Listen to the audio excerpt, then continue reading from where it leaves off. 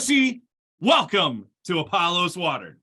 Thank you, Travis. Good to be here with you. All right, are you ready for the Fast Five? I'm ready. Bring them on. Okay. You're living in Holland, Michigan. Yep. So the best place to eat in Holland, Michigan is where? Oh, boy. You know what? There's a go-to place. It's just right up the road from where we live. It's a small Mexican restaurant called La Harche. And I'm sure I'm mispronouncing it, but it is the best food. And they are just, it's a family-run business. Their tacos, burritos, everything there is homemade. Excellent. Gotta recommend that. Nice. All right. You like, is Mexican your favorite food? It is my favorite food. I gotta, yeah, it is for sure. Pizza's up there, but Mexican food's probably just a little bit ahead of pizza. Okay, well, this isn't one of the Fast Five, but I have to ask since you brought up pizza. Okay, what kind of pizza are we talking about? I mean, style. What kind of style? You know, I have to say New York. New York pizza to me, and it's hard because I'm from Illinois. I'm a Chicago guy, but I have to say New York pizza is just, when I had it a few years ago, I was blown away. I'm like, where has this been all my life? New York style pizza is amazing. So you mentioned that my wife had a piece of pizza when she was in high school. She was 17 in Poughkeepsie, New York. If you ask her to this day, she can describe it in detail. Oh yeah, that's how it is. Oh, that's how it is. Honestly, I blew me away when I had that first slice. I was like, where has this been all my life? I don't know if I can give up my Chicago style. I know Chicago's, yeah, it's good stuff. I mean, you can't go wrong with Chicago. It's definitely my neck. It's right there. But New York, you know, what I miss is Lou Malnati's. I don't know if you didn't have it in Peoria, but in Chicago, Lou, because you're from Peoria. Yeah, Peoria. Lou Malnati's, like I mean, I like Giordano's, Lou Malnati's, but being in Florida now, I miss that a ton. Oh yeah.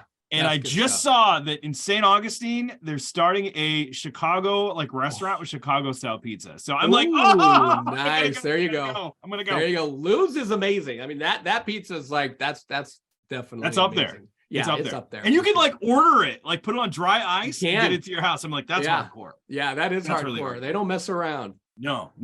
And okay, reading your book, one of the things I loved because I found out we're from the same area. We just talked about that. That's right. Walk through talking, and we're going to be talking about the Joy Switch, but not yet. But in the book, you mentioned that you were watching the Chicago Bears, the best team, ever. And so here's my question for you: the best Chicago Bear of all time, not named Walter Payton, is who? That's a tough one because I was going to say Peyton. That's why I said it, because everybody goes to Peyton. I know. Yeah, that's where I was going. But I want to hear some other people. You know, I like Dick Butkus. I mean, that guy was just amazing. He was a force, even though it was a little bit after my time. Just impressed with what I've seen, but I'm also a Jim McMahon fan because I grew up with, I kind of grew up with the '85 Bears. So can you do the Super Bowl shuffle? I don't know. We are the Bears shuffling crew. Yeah. It's been a while, but it's still in there. It's still in there. You listen to any Chicago radio, like sports radio, they still play it. They do still play it. It's a classic. Well, that and they have nothing else to celebrate because we've been terrible. That's all we've got. We got the 80. Yeah, that's all we've got. We just hold on to what we got. It's this next year though is going to be good. They're looking pretty good. Yeah, depends on who they draft. But can't help myself. It's hopeful. It is hopeful. But I have a lot of questions about your book when we get to it because I'm like, enemy mode and the Joy Switch. How does that relate to the Green Bay Packers? Yes. I've got some thoughts on that. Yeah. Enemy mode to me, and I've got a buddy of mine, several friends that are Packers fans. Oh yeah. That's fierce. That rivalry.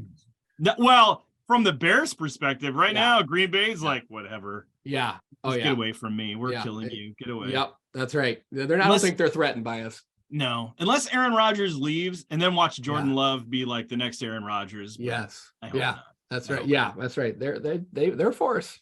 Okay. But because you're from Illinois and we're both from small towns, I have to ask this question. Sure. This is the next question. What is the best small town in Illinois? Ooh, yeah. That's it's there's two of them here that I'm pulled between. I lived in Washington, Illinois. That's where I went to high school, and great community. I also lived in Metamora, Illinois, and both of those are kind of farm towns. They're big rivalry. Probably my loyalties with Washington a little more because that's just where I went to high school and lived in Metamora later in life. So I think Washington, Illinois has got to be my town for sure. Were your family farmers? No, they weren't. A lot of my friends, their families were, but no, my dad worked at Caterpillar. Caterpillar is that's the big place down there. A lot of family worked at Caterpillar, retired from Caterpillar. So Caterpillar's put a lot of food on my family's table over the years. Yeah. Well, they moved. I mean, are they still there? They still have some stuff there, but yeah, they relocated their headquarters, which was a big deal. Huge deal. Yeah. Huge deal. Yeah. For those that don't know, I mean, we have a kind of a worldwide audience that listen. I rarely get to talk to somebody they're from my area of my neck of the woods. Yeah. So it's kind of fun to talk about this because I don't have anybody else to talk to about this stuff. But being up in Holland, Michigan, and we've talked a bit about the Four Seasons. I mean, Holland, Michigan is beautiful. But let me pick this question for you. Here you go. All right. If you could be one of the Four Seasons, which would you be and why? That's an easy answer. And it's different than what people might expect. It's winter. Winter in Michigan? Favorite. Yes. I know everybody loves summer in Michigan, but winter is so beautiful up here. Like we just got a bunch of snow yesterday. Absolutely beautiful. My sons just shoveled the driveway. They're out there playing in the snow. I'm a snow guy. I love the summer. Don't get me wrong. It's beautiful in the summertime, but winter, I think I like winter because it's beautiful. You don't have as many people up here and you could just get outside and do stuff like skiing and all of that good stuff. I love winter. I'm sad if we don't get snow. Well, see, I like winter. I actually do like winter. Wow. What I don't like is the gray and when the snow goes brown. Yeah, that's not fun. I don't like that. Yeah, I don't like that. And we don't get a lot of sunshine up here like you do in Florida. It's real up here. You get a lot of clouds. You don't see the sun sometimes for days. That's hard. That's depressing. It is depressing. A lot of people go to Florida they just have, in the wintertime, they just go to Florida for a while and get out of this stuff. I could totally do the snowbird thing. I think I totally could. Like right now, it's like 65 degrees. I'm in shorts and short shirt. I don't mean to make anybody mad. That's amazing. But it's nice. That is nice. That's perfect. That is kind of perfect weather, really. It is. I have the top down. And when I felt really bad when I moved here. I had all my Illinois friends, people up north, and I'm videoing myself driving, singing with the top down as I'm driving over the water. It's like nice, sorry, fellas, rubbing it in a little bit there, Travis. Just a little bit, just a little bit. Oh, just a little bit. All right, here's the last question, number 5, the Fast 5. If you were a store, what store would you be and why?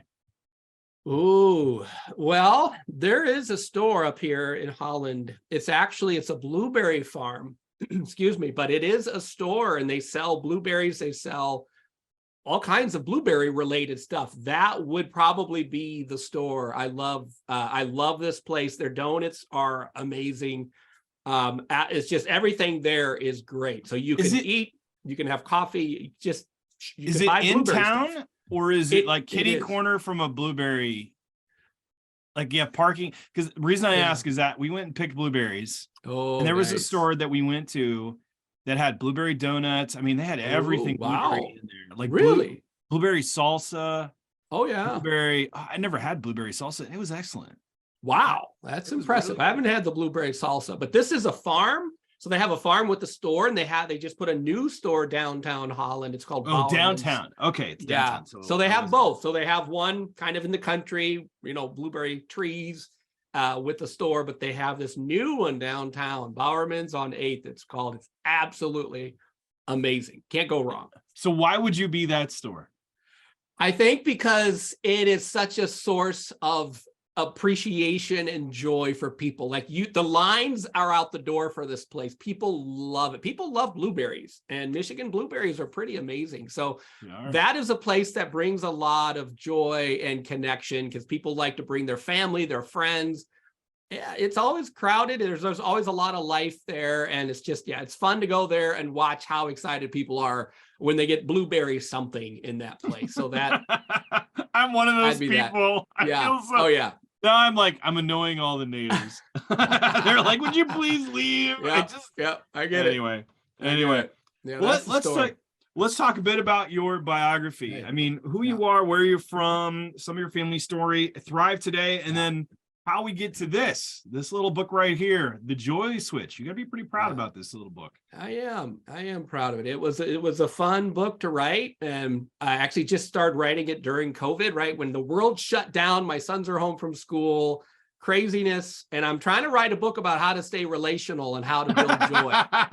The irony, there's a lot of irony there. So yeah, so I got to practice all the exercises. There's 19 exercises in that book, Travis. It's a small book, 19 exercises. I've practiced those exercises as I was writing it to make sure this stuff worked, and I practiced with my family and friends. Wait a minute, yeah. There's 19. I mean, I remember you talking about the 19 relational skills, but where I don't remember counting 19 as I read through the book. Yeah. So we train 19 relational skills, and there's 19 exercises in the book. They're not related. It just ended up being 19 actual practice exercises in the book. So yeah, not related to the 19 skills, but the irony of like, yeah, well, there's 19 exercises here. So, okay. Yeah. Okay. All right. So tell us about where, I mean, your story is fascinating. You include that in the book. So give us the Chris M. Coursey story. All right. Well, I grew up small Baptist church in central Illinois, and my mom would faithfully drive my siblings and I to church, no matter what. I mean, it could be ice, sleet, blizzard. We would get in my mom's little Dodge Omni, packed into this little car, and she would get us to church. So I come from a family that loves Jesus. We're going to church. So I really grew up with that foundation. No doubt in my mind, God is real. God is true. His word is true. That foundation was there, but there was something missing. And the thing that was missing that I can now identify looking back on is there wasn't a lot of joy. People weren't necessarily glad to be together. We were good at, putting in our time and doing the things we're supposed to be doing, but I felt disconnected. I didn't really feel like, yeah, these are my people. This is my community. And so that, unfortunately, some of those distortions impacted how I viewed God. I viewed God as a very angry God. And so I was always like afraid to, I don't want to get too close to this God because he, I'm a bad Christian. He's going to get mad. Like I had my own woundedness, basically kind of, those splinters really impacted my faith, Travis. And this thing called puberty hit, and I became a teenager, and I saw all my friends, they were going to church. They were doing, what they wanted to do. And so I kind of started drifting. Basically, I stopped going to church as I got older. And again, I wasn't just really connected with the community. Still believe God was real, but it was like there was fear. Like I just don't want to get too close. I'm not gonna, he's disappointed me. What's the point? I can't do anything right here. That was my kind of lens, is how I was seeing God and how I was interpreting his word. So yeah, teenager years hit. I discover alcohol. I discover, partying in high school, and somehow still managed to get good grades. School always came easy for me. So I found my identity in partying. Like I became more social and even more outgoing when I was drinking, and I just liked who I was. I was just, didn't have the fear, just wasn't as much of an issue when I was drinking. And so that, made it into college. Things just kind of kept getting worse. And by the time I got into college, Travis, I got 2 DUIs within a year. And so driving under the influence, and I felt like my world just came crashing down right there. Just, wow, I'm a disappointment to God. Like, look what I've become. I'm a disappointment to my family. I'm just like, what's the point? What's the point here? And so the thing that really impacted me, there were a couple things that hit me at that time. And one of them was when my second DUI happened. My friends bailed me out of jail, and I just thought, I don't want to live. Like, I just want my life to be over. And I basically looked up to the sky and yelled out, God, what do you want from me? Like I knew that somehow God is still in this, but I'm mad at him because I feel like, my life, I'm just such a failure. So look up, yell at God, what do you want from me? My friends just thought I was crazy. But I knew, even in the darkest moment, I knew, that God is still at work, but I'm mad at him because I don't feel like he's a resource. And in that moment, I had this image in my mind when I, was kind of yelling at God. I had this image of my mind of just the thought of Jesus standing close by with his arms out, kind of like I would with my son, saying, Chris, why are you running? Why are you fighting me? Like, I just want you to come here. Like, why are you running from me? And it's like what I would do with my sons if my son was upset, like, well, come here, like, come here. I'll hug you. I'll hold you. Like, come here. And there was that image. And it was just a picture. But the thoughts were Jesus, like, why are you fighting me? I'm right here. I love you. I don't, I'm here. And I didn't tell my friends about that because I didn't quite know what to do with that. But I thought, what was that? Like, I've never had that happen before.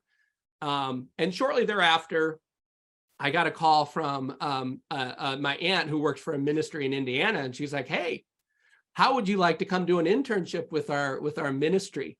And I knew she worked with pretty intense stuff, people coming out of severe trauma. She helped people coming out of Satanism and the occult, like pretty like sex trafficking, really intense stuff. And she's like, why don't you come do an internship this summer? She's like, what else are you going to do? You can't drive anywhere. Like, why don't you just come and, answer phones, help us in the office and observe sessions? It's a Christian ministry. So they pray with people and they work with severe trauma. And I thought, well, I don't have anything else to do. And here's the one opportunity I have. I guess I'll try this. So I get dropped off in Indiana at this ministry. And, my role was just basically to help out. But they wanted me in the sessions just to observe, with the person's permission. I would just sit there and kind of watch basically while they worked with people. And I didn't know it at the time, Travis, but the first person that I was observing their ministry sessions, this was like their hardest client, like the toughest client they've ever had. And I didn't know that. Nobody told me that, but it was one of those deals where as they would start to pray with this person, as soon as they started praying, she would fall on the ground, writhing, and her face would contort and her voice would change. And it was like, there was something going on here. And I'm like, what is this? Like, I'm sitting there wide-eyed. And the prayer, the people are just praying for this woman, Lord, just, we take authority over that. We, Lord, comfort her. And like, they weren't fazed by the intensity and the, what I felt like was some pretty scary stuff happening. They weren't fazed. They're just, praying and staying present and comforting the woman. And I what we would do is we would end up taking breaks throughout the day. And every time it was time for a break, they would turn to look at me, and my chair was in the farthest corner of the room. Like, as far just away, sliding back. I was sliding back. Like I don't know what the stuff is. I'm getting in the farthest corner of the room every time. Like I would start out next to them. But my chair ended up in the farthest corner. Oh, so this was the pattern for 3 days. So 3 days I'm sitting here. Yep. So I'm sitting in the office, watching this ministry happen with this person, precious person, there's a lot going on there. And consistently my response is just to get as far away as humanly possible from, what's happening here. And yet I see people praying and I see, there's obviously something more going on than meets the eye, because I could see, there'd be times the woman would try to bite them but there was like but she couldn't, like there was some invisible force stopping what was going on. And it wasn't phasing, any of the counselors. They were just rolling with it. So 3 days of this, Travis, and I thought, I am not cut out for this work. I don't know what this is. I hadn't heard about this in church. My sociology, psychology courses in school was not telling me about this stuff.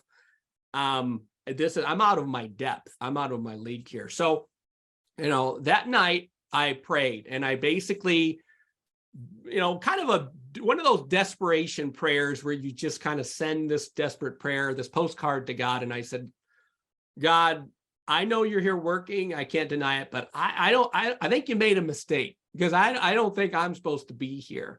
But I know enough, I've got this little bitty tiny faith. I know enough that I can only be here if you want me here. And if you want me here, I'll stay, even if it kills me. I'll stay. But if you don't want me here, I'm leaving tomorrow. Like, I'm going to leave tomorrow. So there we go. Because I knew my colleagues would ask if I prayed about, my decision, because I was going to tell them the next day, I'm out of here. I don't know how I'm getting home because I don't have a license. I'll hitchhike or I'll walk. I'm just not going to stay. And I said the prayer, covered the base, turned off the light, and I every intention of going to sleep and waking up the next day and leaving. And as I was trying to fall to sleep, I kept having this thought, and this thought was just kind of bouncing in my mind like the old screensavers where you get a word on the screen and it just floats. You remember those? Yeah. Floating. That was this thought in my head, and it was a foreign thought. I didn't know what it was. But I couldn't go to sleep. I kept trying to fight this to go to sleep, and I couldn't go to sleep. And the thought was Isaiah 61. So it was like a word and a number, Isaiah 61. And I'm like, I grew up in the church, but we didn't really touch the Old Testament very much. So I didn't know what Isaiah 61 was. It just was like, what is this? What does this mean? It's a word and a number. And I thought, well, it sounds like something from the Bible, but I don't know what Isaiah 61 is. So I had the idea. Turned on the light. I'm like, I'll go find a Bible and I'll see if this is a Bible thought. And so I found a Bible on the shelf, and I opened up, and just started looking at the books of the Bible, Genesis, Exodus, Leviticus, Numbers. And I'm going down the books. And then my hand stops when I see Isaiah, the prophet named Isaiah. And I thought, wow, this is interesting. And I could feel my butterflies in my stomach, because I'm like, well, this is weird. And I'm like, well, surely there's not, 61 is a big number. There's probably not a 61 in this book, but I'll look. And so I find Isaiah, and I start, going down, looking at the numbers, and the numbers are getting bigger, 10, 20, and 30. And I'm kind of like, wow, I could feel this, a little tension in my body as I'm seeing these numbers, 50, 60, 61. And then like my heart skips a beat, like, what is this? And I start reading it, the Spirit of the sovereign Lord God is upon me to preach good news to the poor, to bind up the brokenhearted, to proclaim freedom for the captives. And as I'm reading the words on this page, in my mind is like a Rolodex of images of what I'd been observing for those 3 days of that internship. They were preaching good news. And, the things that they were doing is a lot of what Isaiah 61 was talking about. And so I read the whole chapter. And I thought, this is crazy. Well, let me get another Bible and I'll see if it's in that Bible too. So I found another Bible and a different version, and I found Isaiah 61 was in that Bible, and, words were, very similar. And I thought, okay, I can't take credit for this, because, I would take credit for something like this and just discount it. But I was like, I can't take credit for this because I didn't know Isaiah 61 was even in the Bible. So I got on my knees. And I had the thought, I think God's talking to me. I got to pay attention to this. And so got on my knees and just said, okay, God, I think you want me to stay, and I will stay. Like, even if this kills me, I'll stay, because I want to be where you want me to be. And if you want me here, I don't know what I'm doing. I'm way out of my league, but I'll stay. And so the next morning, I just kind of had to humbly share with with my colleagues, like, you guys, this stuff is pretty weird. I don't really understand it. In fact, I'm, it's kind of scary what I'm experiencing here with this work. But I prayed last night, and I asked Jesus just, to either, show me if he wanted me to stay or I was leaving. And I had this thought, and I said, the thought was Isaiah 61. And I was like, that's in the Bible. And when I said Isaiah 61, I saw their faces like start smiling. And I'm like, what? Why are they smiling? So after I shared that, they're like, well, Chris, this is funny, because when we prayed about our mission statement from the Lord a while back, it was Isaiah 61 is our mission statement. Like, that is what we felt like God is saying, this is the work I want you to do. And so they just were delighted to hear my story. And I thought, okay, well, I think I'm going to stay. And I don't, I don't understand this stuff, but I stayed, and I started reading the Bible, and I went from Mr. Partier to, okay, you know what? Like, God is in this place, and his word is like, this is just amazing. Like Jesus is like right here. And it just changed my life. So I went back to school after. I went back because I had one more year of school.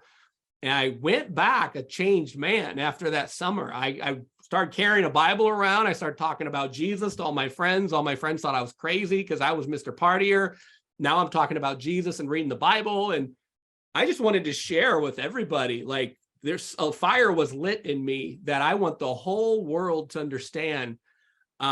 That, yeah, I saw a lot of crazy evil stuff that summer with people coming out of some really dark stuff, but I saw God working and I saw his light shine into that darkness, and it changed people's lives, like profoundly miraculous. Like God showed up for people who had been through some really scary stuff.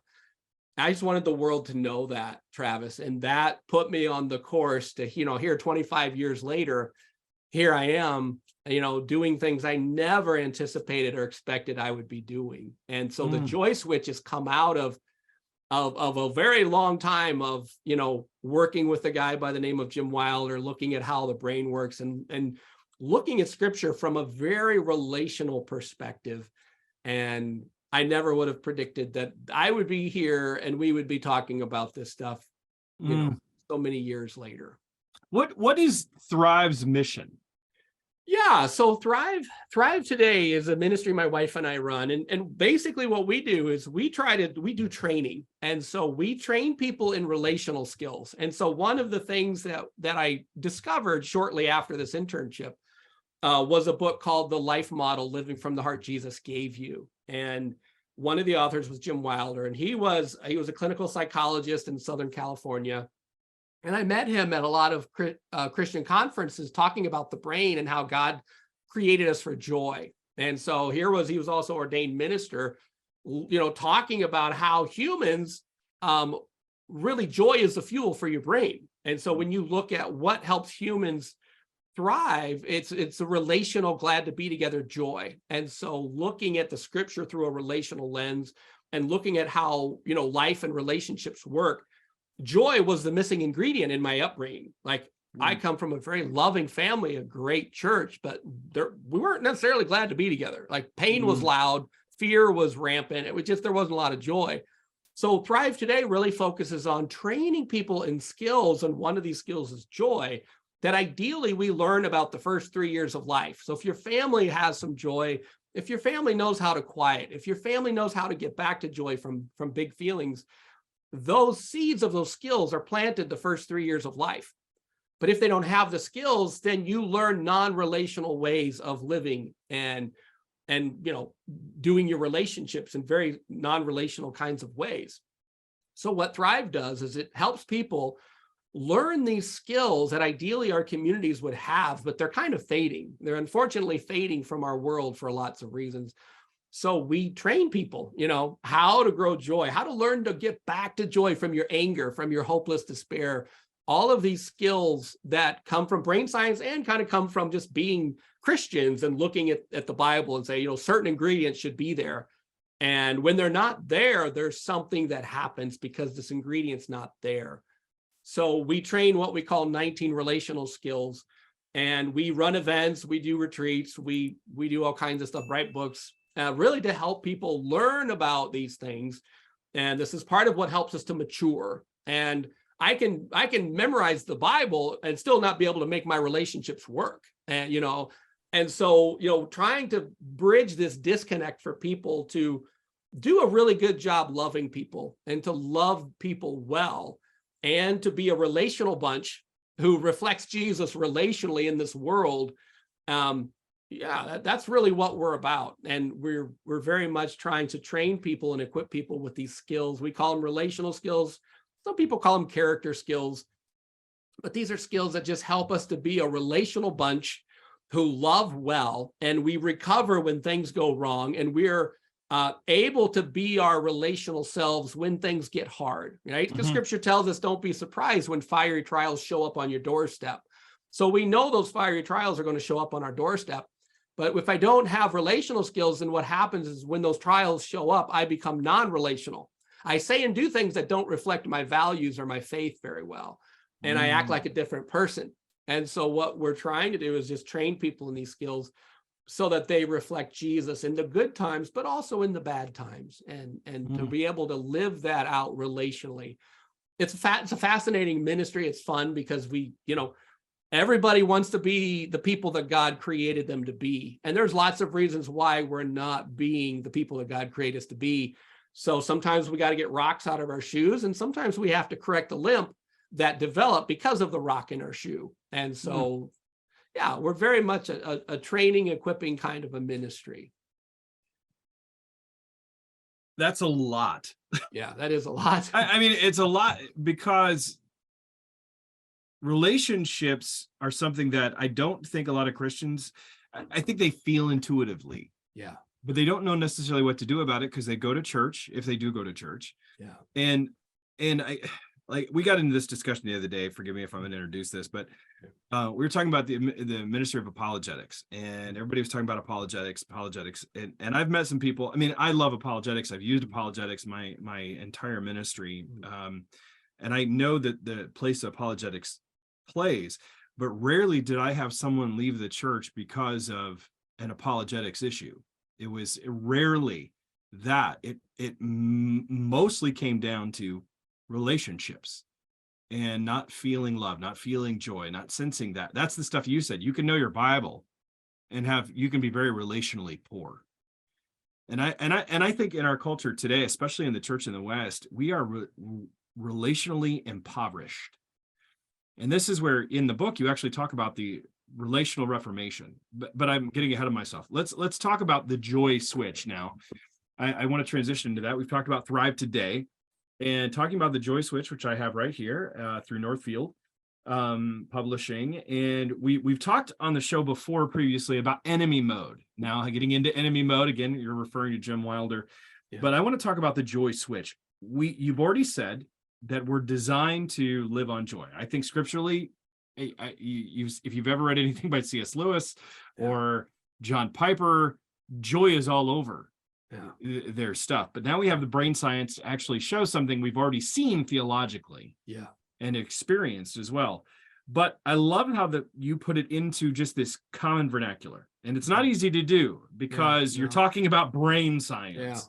And you mentioned the joy switch. So what is the joy switch? And I mean, as you said on here, what sets you off? And I've read the book, and I know that it's not easy to say on and off all the time, but just let's talk about what the joy switch is here for a moment. Yeah. So it's really interesting. There's times in the Bible where something happens or maybe something goes wrong, and people kind of temporarily forget who they are. So it's like Peter telling Jesus, I will, they might, reject you. I won't. Like, we're in this. Like, I'm with you till the end. And Jesus is like, no, actually, you're going to deny me. You're going to do it. And he's like, no, I am with you. So Peter had faith.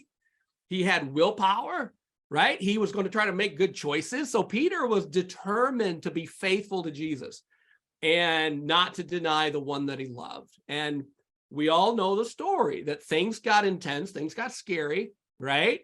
And he's questioned several times, and he denies Jesus. He denies that he knows Jesus. So he did the very thing that he said he wouldn't do. And after Jesus turns to him and he sees, and they kind of lock eyes, and Peter realizes what he's done. It says that he wept bitterly as he ran off, right? But he wept bitterly. That Greek word is very strong. It's like, you want to die. Like, I just did the very thing I never wanted to do. I denied my Lord, and I didn't want to do that. How could I have done that? And so from brain science, we'd look at that story and go, wow, Peter temporarily forgot who he was because his self-preservation circuit took over. And so when our self-preservation circuit takes over in our brain, we kind of temporarily forget who we are, and we react, and we just try to avoid pain. And it's a pain avoidance. It's a fear system in the brain. And when the fear system is running, we're not a good version of ourselves. And so the joy switch is basically putting words to this system that it's kind of like a circuit breaker. And my wife, sometimes uses a hair dryer to dry her hair. And sometimes she plugs it into a certain outlet, and inevitably, like, the power goes out on that outlet. It's just too much on that outlet. And the circuit flips. So I have to go downstairs to the circuit breaker box and flip the switch back on. And in a sense, we have that relational circuit breaker in our brain. And when we expect joy and glad to be togetherness, the switch kind of comes on. So it's like when I travel and I'm missing my wife and my sons, I can't wait to get home and walk in and see them and, light up when I see their faces. When you expect joy, this system kind of turns on and it's running in a good way. So it's like we're relational, we feel peaceful, we're hopeful, we're a good version of ourselves. But when something goes wrong and I can't manage what I'm feeling, so maybe my flight gets canceled on my way home and I get really upset because I'm tired and I'm eager to be with my family and I miss my family because I've been traveling for a while. My flight gets canceled. Suddenly I'm focused on a problem. Now I become, maybe non-relational in some way. So I'm getting mad. Maybe I'm getting short with people, or I just all I could think about is just trying to get out of this mess to get home. And that's what we call enemy mode. So enemy mode is basically when, people around you feel like enemies. I'm not glad to be with people in the airport because I just want to be home. And it's just, that's where we kind of lose ourselves sometimes. So this switch can be on or off. We actually kind of compare it to more of a dimmer switch. So that means that I can be relational, things are going well, but then things, maybe things don't happen or play out the way that I'm hoping. And I start to feel a little bit of the wind taken out of my relational sails. So maybe I'm starting to get sad or mad or disappointed. And then suddenly, next thing I know, I'm reactive. I'm saying and doing things that don't really reflect the heart that Jesus has given me. I just don't reflect who God made me to be. I'm acting like a different person. And then, maybe I quiet, something happens and maybe I come back eventually. And I'm like, wow, I really, said some things I regret. I have to apologize. I didn't handle that very well. Kind of like Peter, where like you do things that don't really reflect your faith or your values very well. And so brain science tells us the switch is there. And we can learn to recognize when we start to lose it, right? And okay, I'm losing my relational self. I need to get back. I need to do something here to get back to be, my relational self once again. And so you can learn to recognize it, but you can also learn to recover when things start going wrong. Because if we live in enemy mode, basically we just make a mess out of things. We just say things we really don't, we're not glad that we say. We do things that's hurtful, or rude or offensive. And we're in the part of our brain that is not pretty. We're in the part of our brain that's run on fear. And it's just focusing on trying to get results. We want to win. We want to come out number one. Like we just want to come out on top. These aren't good. This isn't a good place to be. And so it's interesting to look at, like, even Moses is another great example when God told him to speak to the rock in Numbers, and people were complaining again and they were thirsty. And instead of speaking to the rock, he got angry and he hit the rock. God still brought the water, but Moses temporarily kind of forgot who he was. And he said some things and he did some things that really had big consequences. Now he didn't get to go into the promised land because of what happened. So we all have limitations. And when we run out of our, what I call capacity, when we run out of the relational bandwidth that we have, the results show up in whether or not we're relational. And so I become a non-relational version of myself. Maybe I just want to be on my phone. I'm lost in my work. I'm no longer in tune with my people, with the relational stuff that's going on. And as you said earlier, I can know the Bible beginning to end, but if I can't relationally be a person that reflects Christ, there's going to be a disconnect, and it's not going to be a good result in how people view me or what I represent if I'm not a relational version of the God that I serve. And so being relational, we thankfully serve a relational God. And even Jesus, while he was enduring the cross and some of the hard stuff that he was going through, he remembered who he was. It was painful. It was awful, what he was going through, but he remembered who he was. He didn't forget who he was. He still forgave people. He still prayed for people. He stayed relational. It was just a remarkable, really. It is. He could do that. Completely remarkable. Every time I think about it, I'm like, I can't imagine the vitriol that I would have myself yelling at people. But he understood what it would, the joy set before him endured the cross, because he knew that joy is a motivator. Yes. You mentioned beeps. Yeah. And I can tell you've been hanging out with Marcus, because there's acronyms. Yeah, he's an acronym guy. Yeah, and you had beeps and cake, even though you didn't say cake until later. So for those that have not gone back and listened to these episodes, go back, because these are just either really good mnemonic devices to hold on to in the middle of it.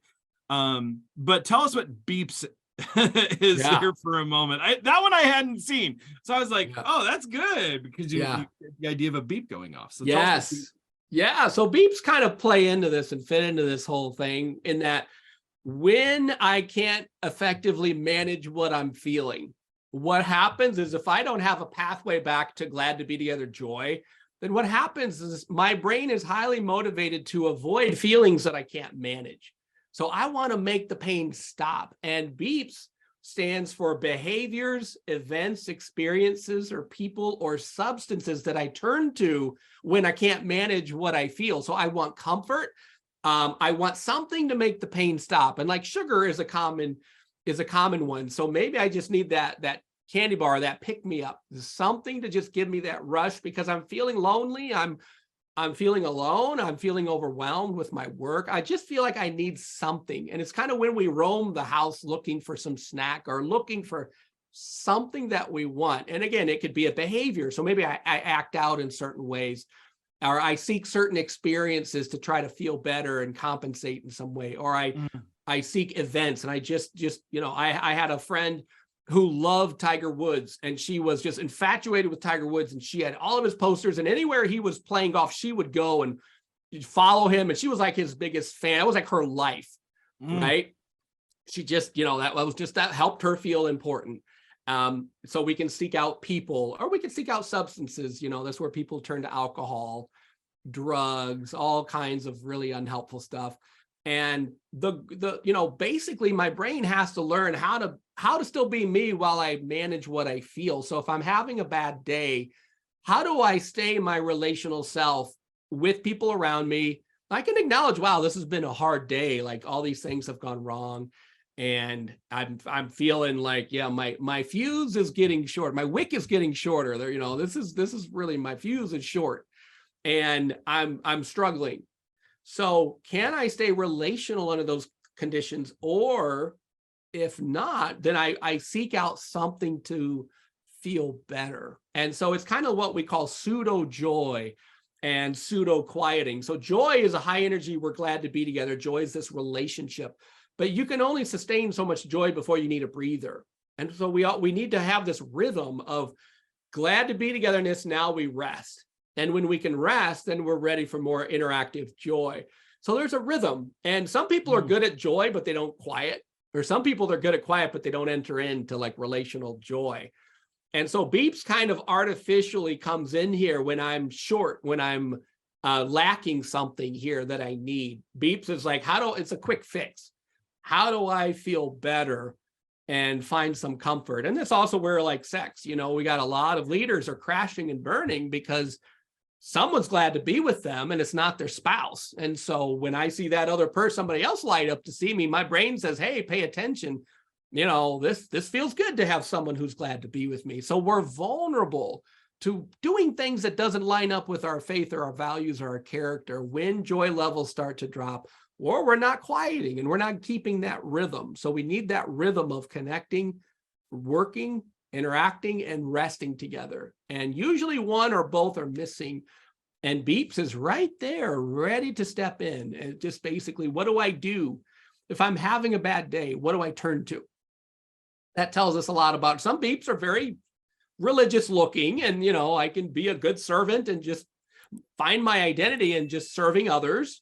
And so some beeps are a little more obvious than others. And just, the thing is, what am I doing to compensate for what I need relationally? So whatever I'm doing to compensate for what's missing relationally, that's where beeps kind of steps in. And it's interesting, in studies with sugar, like mice will prefer sugar water over cocaine. And mice will seek out sugar water. And if they have a choice, they'll choose sugar water.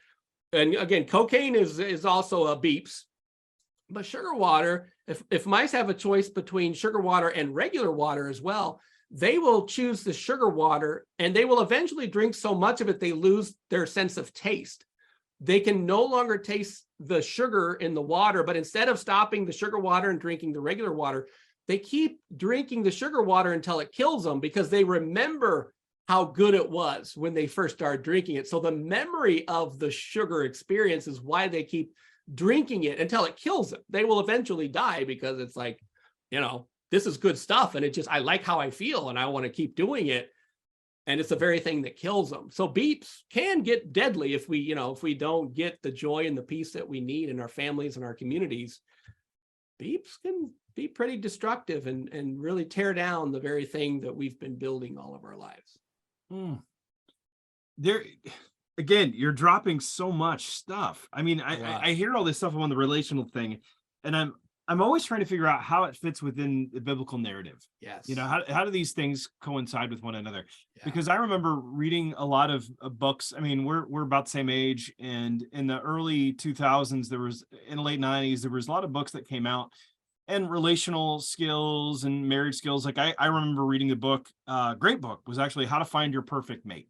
Right. And it was from a marriage therapist, a Christian guy, and everybody just said, hey, it's a Christian guy, and they threw it out there, and the stuff was great in there. But I remember going, I don't see a lot of biblical principles per se. Like what are the principles at work, and how do they fit within the biblical narrative? And here's my next question is, how do pastors miss this? Like there's this idea, and we've both gone into Christian institutions, and we've received educations.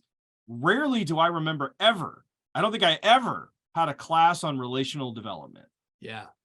And I think about that even with our young people today. You can learn about math and science, but it's the navigating of the relationships is where the real issues are. And I love how it's rooted in the joy. But you also mentioned that there's a joy shortage and a joy gap. And I want to make sure that I'm getting this in the right place, because so I'm going to actually get I feel like I should just pull my chair back right now and just lay down, because I need some help here. Okay. So I'm going to have you just walk me through this. Okay.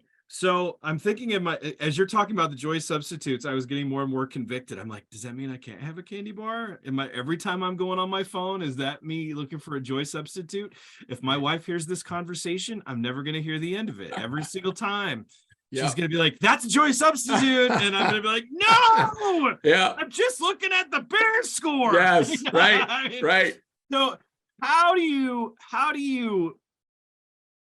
weigh this out? How do you know when, because I'm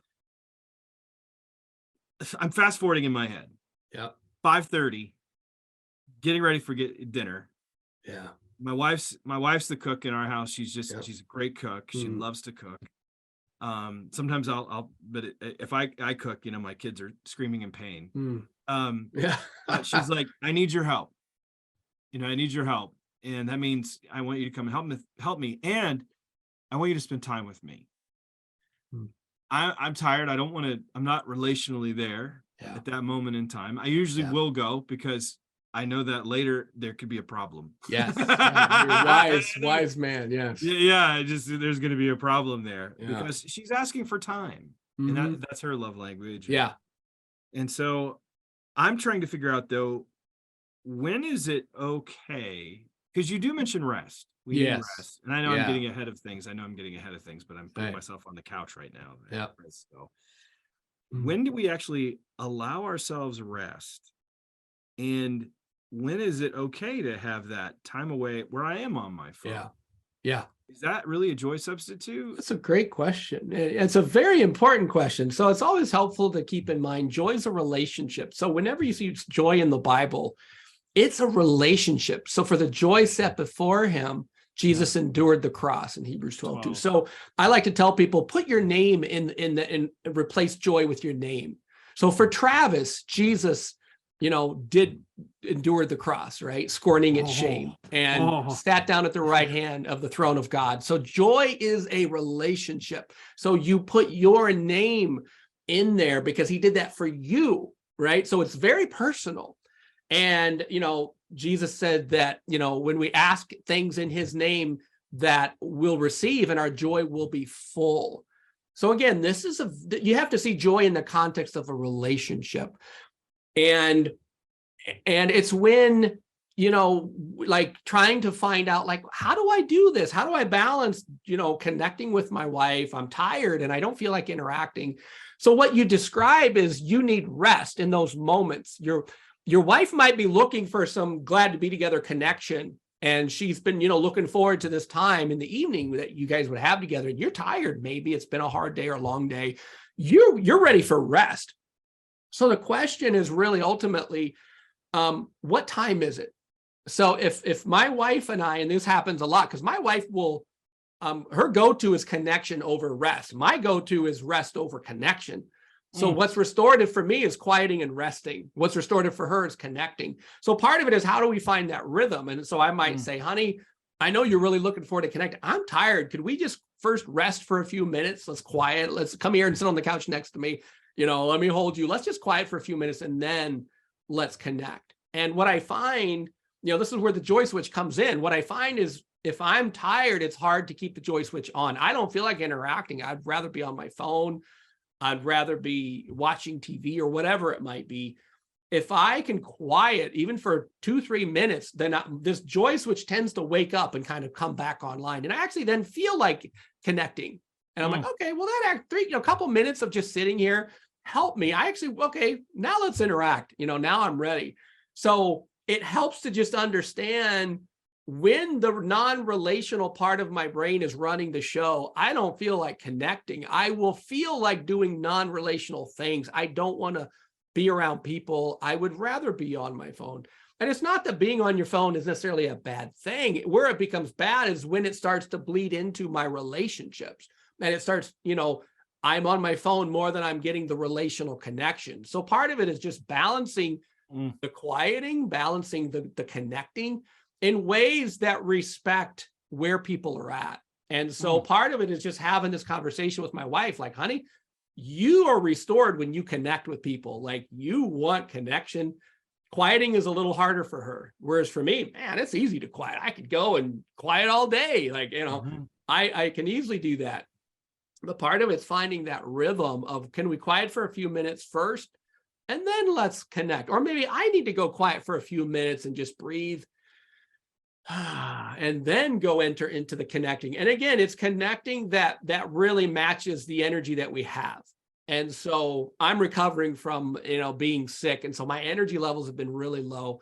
So it's helpful that my family recognizes that. I say, guys, I miss you. I've been sick and I haven't been able to enter in, and I miss you guys. And so part of it is just even recognizing, wow, my energy is low. I haven't been able to enter in, but I'm looking forward to feeling better. And you connect with what you have to work with. And so where people get in trouble is they don't respect capacity. So if my wife is just, no, I'm missing you, whether you want to rest or not, we're going to connect. Well, what's going to happen? My joy switch is going to quickly go off, because now I'm feeling pushed here and I'm going through the motions. I'm not really in it. It's not going to be satisfying. So part of it is, how do we connect, recognizing where people are at and what they have to work with? And let's find that rhythm. And that changes by the day, but it helps to have this language, and it helps to recognize, am I in my relational sweet spot or not? And I would recognize interacting with my wife. Sometimes in the middle of a conversation, I would grab my phone and do something on my phone, like not even realizing I was doing it. And she would look at me like, am I boring you? Why did you just pick up your phone? And I'm like, oh, I don't know. That's a good question. I'm really sorry, and that was rude. And I did that several times, and I could see by her face, it wasn't bringing her joy. So I'm like, why am I doing this? So I took a little time one day, and I'm like, I'm going to pray about this and think about, why am I doing this? Because it's obviously not increasing the joy levels in my marriage. And the thought that I had when I was, thinking and praying about this was, when I needed a breather, instead of saying, honey, I need a breather, because my wife can, like, she's got an amazing brain that can hold on to many things at the same time. And she can, you know, she's got like a super brain. She can just do that. I got like one thing, like, give me, you know, one thing. That's what I've got. Like, and you change, you know, I can't do 2 things or 3 things. I've got like one. And then I'm, you know, I can't do it anymore. My brain can't multitask. And so what was happening, I was just getting, I needed a breather. I needed a moment to quiet. And instead of doing that, my phone became a beep. And I picked up my phone and I started doing stuff. And now what I do when we interact, I just say, honey, I think I need a breather here before we tackle the next, you know, topic. Can we just like, I just give me like 2 minutes. I just need a breather. I just need to go outside and walk the dogs around the yard for a moment. I'll be back. So what I needed was a quiet to keep the connecting going. But instead of recognizing that, my brain went to, you know, kind of pseudo quiet. And that's where the phone became a problem. Otherwise, no, the phone can be useful and productive and all that. But it's when it interrupts the relational stuff that you're trying to steward in your family or your community or your church and so forth. That's where we have to work a little harder initially to find that rhythm and just to respect people's capacity. Some of us have amazing capacity for connection. Some of us don't. And so how do we navigate that terrain in a satisfying way? You know, you mentioned that, and as you were talking about, I need a break before we connect, you know, and I'm laughing because I know what my wife is going to say. She's going to say, and you think I don't need a break, but somebody has to make dinner or our children are going to starve to death. Yep, that's right. And that's when I'm like, okay. Yes. Like totally. I'm going to, because she needs a break too. Yes, and she does. She doesn't get that opportunity to have that break. So that's right. But I like what you said though. It depends on the night. It depends on the person. It depends on the capacity. I mean, there's so many different factors. That play into that. But and you also said giving people the language to be able to even discuss these things about that joy switch, I think is a big deal. I remember when we were going through premarital counseling, when we were engaged or dating, and you learned about the love tank. You know, how's your love tank? Just even that check-in, that connection point. But as you're doing this, I mean, you've done this in a lot of places with a lot of people.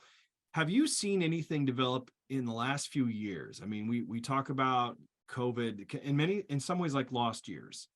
We've seen the isolation and the loneliness be magnified.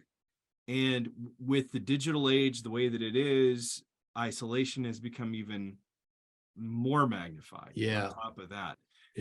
And it seems that a lot of people have lost just the idea of basics in relationships, just relational basics. Have you seen a shift in that in the relationships? Like when you go and talk at a conference, do you find that people or a younger generation is struggling, or everyone is struggling? Or, I mean, what are you seeing? What are the trends and patterns you see with different groups of people? Yeah, you know what? That's a great question, Travis. And I'm seeing it with everyone. Everybody, you know, one of the byproducts of COVID is it really increased what I call in the joy switch attachment pain, which is just what the pain of feeling alone.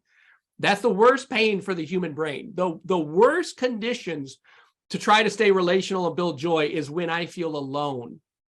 And what happened with COVID, right? The world shut down. People, especially the youth, were feeling alone, isolated, disconnected.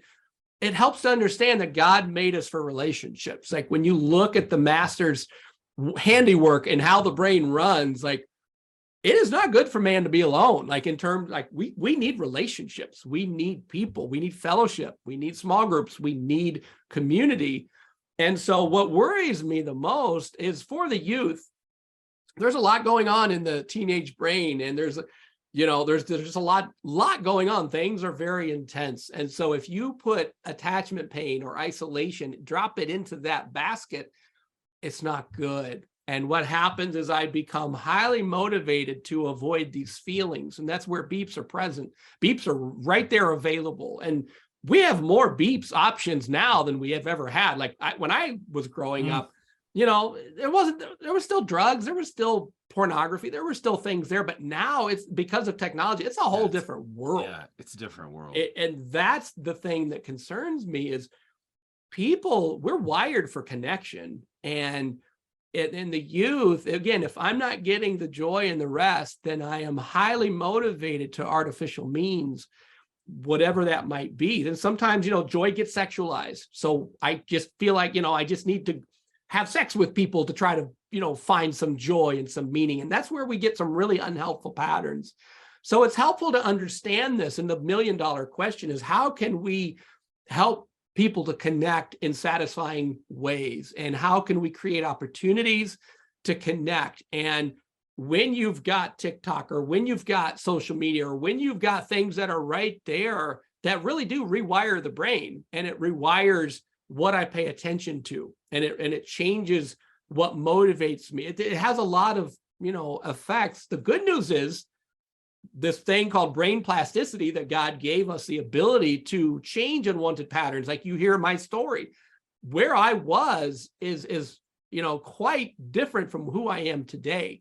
And praise God that I found people who believed in me and loved on me and guided me and mentored me to become who I am today. Otherwise, I don't know that I'd still be alive, quite frankly. I'm pretty sure I wouldn't be. So it took relationships. And so that's the hope. Even though I have, these concerns, the hope is we have churches and we have ministries and we have leaders who are really hungry to create this connection and, try to be the relational reflections of Jesus, and try to, be stewards of the relationships in our midst. And that's why I call it a relational revolution in the Joy Switch. Like, it helps to just understand some of these principles and go, wow, we are really made for relationships. And if that is true, and if that's the lens that I can, use to even look at scripture from a relational perspective, then how can I relationally walk that out today? And how can we provide opportunities for people to connect? And it's that's the hope. So I'm definitely concerned, but I'm hopeful, because people are starting to create an environment, and what we call it is a multi-generational environment, where you have people who are a little later in life connecting with people who are still earlier in life, and different generations are connecting. And that is that's the soil where a lot of good things will grow for people. Because if I'm a little older in my life, I have a lot of life to give, right? I have experience and wisdom to give. I have skills probably to pass on. But for those who are, are young people, they need people who believe in them and pray for them and guide them and mentor them and can pass on some of their wisdom and their experience. So you get, a multi-generational environment. That's where maturity grows. That's where joy blossoms. And that's a powerful force for our communities to get that kind of a context with people from all ages and stages who can come together and share some life together. How do you do that? I mean, like, I hear that and I go, that's awesome. Yeah. I mean, I tried that in my second church that I was at. We had the average age of 62. The average length of membership, though, was 38 years. It was a small church. Wow. Yep. It got down to, it had split twice, fired their previous two pastors. It was in New England. And it got down to 35 people. And so there's not a lot of youth. Yeah. Now, when I left, by God's grace, the church had tripled, and our average age went down to 35. Wow. So, I mean, part of that was we had a Slavic church that was meeting in that same place with their youth, was kind of alienated, and we brought them in. Oh. But I did these things called love feasts, where I would put older and younger together at a table, and I would ask questions and have them talk to one another. And it got funny. I mean, I bet it just got really funny, because you realize that there was this, like, I asked this one woman, I said, what's the earliest car you remember? And one kid was sitting across from her, was 16 at the time, and this was in the early 2000s. And he goes, Toyota or Honda Accord. And she goes, the Model T. And she was 100. And he said, what's the earliest president you remember? And he said, Bill Clinton. And she goes, Herbert Hoover. The funniest part, though, was when I said, what's one thing that you would have gotten in trouble for? And this one woman sitting across, she was 76 years old at the time. She had dementia.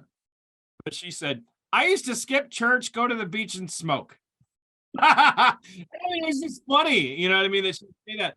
But the kid sitting across from her got really wide-eyed because he'd been doing that exact same thing. But I think what we saw, though, was this realization that we aren't so different, and that we are all on the same journey. But I'm a big advocate of multi-generational church, especially today, especially with the disintegration of the family. It's even more needed to have those structures, to have those older people speaking in. But in a culture that is fragmented as ours is, where the family has unraveled, where people travel, you might be isolated, you could have multiple grandparents. I mean, 4, 8, divorce, even if you know who they are. I mean, just dealing with the real world we're in. How do you help create that environment for those older and younger people to come together, when the young people are like, I don't want to go, I'm just on my phone, I want to talk to my friends, get on Discord, you know? And then the older people are like, no one's going to want to hear what I have to say. And that is the challenge, is how do you bridge this? And one of the ways we did this with the congregation that I pastored is we did a lot around food. We did a lot around meals. Amen, brother. You know, eating together is a very popular activity in the Bible. It is huge. So that's why Jesus gets into trouble. I mean, that's why, I mean, you have this idea of that table fellowship is huge. But I find that the larger a church becomes, the less that happens. That's exactly right. And we can quickly, easily lose that. And so the things that I often will tell communities is go after, you know, times of, you know, meals and skills. And so what I find is people with some life, they know how to do things like change oil, and like they have certain skills that, you know, I didn't know how to change oil in a car. And I mean, I could try to bumble my way through with YouTube and figure this out, but like to have people who have skills that they can teach, skills and stories is another thing. Kids love stories. And that's, you know, what you described, some really good stories. And kids, the brain is, you know, really loves stories. That's something like movies and music. Those are stories, right? Poetry. Like we hold on to that goes deep. And so if you get people with some life where they can share life in a way that meets some needs, whether it's a meal or whether it's around a skill, include, you know, very purposeful storytelling time. And what the young people will discover is some of these older people actually have something to offer, something to give. And as you said, we discover like, oh, they're kind of like me. You know, I'm kind of like them in some ways. So it can bridge some gaps, but it often takes some buy-in from the family or from a parent who can provide, you know, some opportunities by participating. And the challenge is it's hard to get the parents to engage this stuff. But the parents have needs. So like, you know, part of learning like the joy switch, like when parents learn this stuff, they're like, oh, wow, you just explained how my family relates.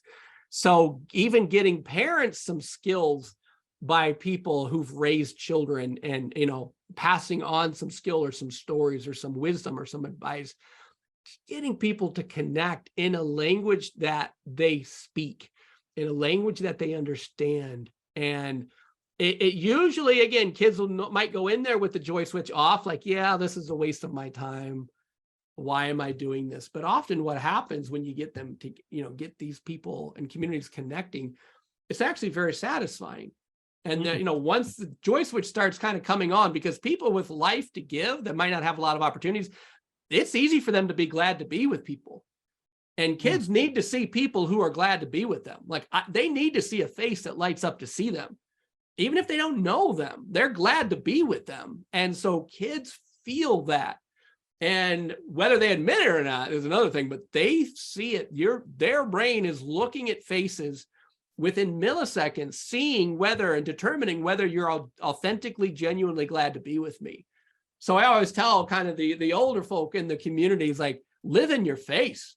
let kids see your face. I tell greeters of churches, like, live in your face. Don't overwhelm everybody. But, I can see it. Hey! Yeah. You don't want to. Yeah. You don't want to scare everybody away, but just like a genuine. Yeah, like, it's got to be joy and rest, right? And I was telling them, don't overwhelm them, but just genuinely, just know every human brain that walks into the doors of your church, every human brain is looking at faces and determining, do I belong here, and are people glad to be with me? And they haven't even heard a sermon yet. They haven't even heard a sermon, and they're already determining whether this is a place. This is the frustration that I have right now in our current cultural moment, because I think that people are wanting to give all the answers. Like, here's the answer, here's the answer, here's the answer. But they're giving answers to questions that the battle might be at that question, but the war is really about the relationship. Because I see this happen all the time. When you talk to people that are deconstructing, let's say, and that's what's going on in our culture right now, you talk to them, and yes, they have issues with some theological issue, but if you scratch them, I remember Walt Kaiser, Old Testament professor, used to be the president of Gordon Conwell Theological Seminary. He said, scratch a liberal and you'll find a fundamentalist underneath. And I'm like, that's so true. It really is a person that got offended by the crowd, or they didn't feel like they fit in, or they couldn't get people to understand them. They weren't feeling that. And then the issue that they held is what became the definitive part, and they had to find the people that would agree with them. And so that's where I'm looking at today, going, if we're going to have any type of renewal, it's not about shouting answers, or, we could get into the whole woke or whatever it is that's going on in our current cultural moment. But it's the idea of, it sounds so simple and cliche, but loving them. And wanting to be with them. Right. I mean, You're right. Really what it's coming down to? That, idea? Our love for our brothers and sisters is a reflection of our love for God, is what Scripture tells us. So how well I love those that I can see is a reflection of how well I really love the one that I can't see. And so you're exactly right. Like this, at the end of the day, doctrine's important. You got to have good doctrine. Yes, you have to have good doctrine. We're not denying doctrine. We got to have our theological ducks in a row. But if you can't relationally walk that out, you will inevitably lose people, because at the end of the day, people are looking relationally. They're looking at the faces. They're watching. They're observing. Is this a place where people are glad to be with me, where I belong, where I matter? That is what every human brain is asking when they walk through the doors of your church. And so it helps to understand this. If you can get the relational stuff covered, people are more open for the theological stuff. But if you miss out on the relational piece, we lose them. And that's something that I don't think a lot of leaders talk about. They haven't had language for it. I mean, they know it. They said, okay, we gotta get them into the church. We gotta build relationships, but it has to be an organic, authentic relational building. I mean, you can set the table, but you got to train your people to how to actually have a conversation. It sounds so silly and simple to have a conversation. I mean, I've noticed even with my kids, we moved into a new community, and I remember every time that we would move as a kid, my mother would basically grab me, walk me to the neighbor's house where we saw a kid or a bike, knock on the door and say, this is, hello, we're new to the neighborhood, and introduce me. I haven't done that. I'll fully admit it with my kids, but I'm like, oh, go talk to talk to that kid. No. And I'm like, what's going on? What happened here? In this, because I do think that we are awash in resources, but we are so relationally impoverished. And even with our adults, I mean, I remember being in an undergraduate Bible college. And I remember one of the deans saying, never again will you be around so many people your own age that love Jesus the way that you do. And I thought, okay, you don't know. You just don't know. And you get older, and especially if you move, it takes a long time to develop those relationships that we need so desperately. So every time I see churches saying, oh, we got this program, we got that, we got for your kids, we got that, okay. And we need this worldview, that worldview. And again, I'm not against any of those. I fully believe in it. I'm just saying it's not the solo answer. And a lot of the issues can be taken care of with relationships before we ever get to this question. Yeah. Right. That's why I find your ministry so important. Yeah. And, you know, and part of why I'm highly motivated to do this work is just my own experience. You know, I grew up in a church that, you know, I learned about God. They were passionate. Like, you know, my pastor would walk the aisle with his Bible. He's sweating and he's preaching. Like, I admired, you know, like, wow. Like when I was 5, I told my mom, you know, when I get older, I want to be a pastor. You know, that seed was there. Wow. It was. And I'm thankful for that, because that became the foundation of the rock that I fell back on later in life. But what was missing it was the relational piece. These were not my people. I didn't feel like this is my spiritual family. Mm-hmm. They didn't miss me when I was gone. There was nobody really, you know, lit up to see me, even notice me. Mm-hmm. And somehow I kind of fell through the cracks. And, you know, now that I'm where I am today, it's like, wow, just a face that could have been glad to see me on a Sunday morning could have made the difference for me. And just something so simple. And so if we add these ingredients into a fellowship and a community and a church, you will get farther down the road with those that you serve. And you will actually create the environment where people are glad to be together. They feel like they matter. They have something to give. Good things grow in that garden. Well, you mentioned something, and I am in total support of that. Good seeds will grow in that garden. We've talked about the scripture, and you mentioned this. These relational aspects are in the scripture. I mean, simply put, we're to love the Lord our God with all of our heart, soul, mind, and strength, and to love our neighbor as ourselves. Nevertheless, we espouse that with our lips, but the practical side has not always been there. And even when it has been there, I don't want to make it sound like, I mean, you can do everything right and still have someone go away. God's the perfect parent, we still rebel. So you can do it perfectly, still have something go wrong. So I don't want to put that type of pressure on our audience right now. But I do want to know, why have we missed this relational aspect that is so clear in scripture, but now brain science and just the loneliness we're experiencing is bringing this to the surface in ways that we've perhaps not seen. Perhaps it was taken for granted in previous generations and they just had it, but technology has caused us to separate, our modernity, traveling, moving, all of those things. It was just there. Is that the reason? I mean, why is this happening to us in this moment that we need to even address it? I think it's more in our face now than ever before because of the reasons that you shared. You know, this is in our faces more. We are faced with the reality of people who are not wanting, you know, to go to church, or people who have a lot of church hurt and all kinds of stuff. And, you know, looking at history, the thing that stood out in church history is a value on knowledge. Just find a value on theology, which is good. You got, like we said, we got to have the doctrine. You got to have your ducks in a row. The part of man that can make good choices, and those are all good things. But what kind of got neglected is what drives the bus, and what drives the bus is the relational stuff that we're talking about. It is the relationship of loving God, of learning that weeping may endure for a night, but joy comes in the morning. And actually learning that, and, you know, being around people that value that. And ultimately, my relational skills are a reflection of just what my family or my community had to work with. And it's not to blame them or shame them. I have very loving parents. I love my family. They just didn't have some of these skills. And again, if I don't have the skills, I can't pass the skills on to my kids. I can't pass the skills on to my congregants. I actually have to learn some of these skills. I do have to work on quieting.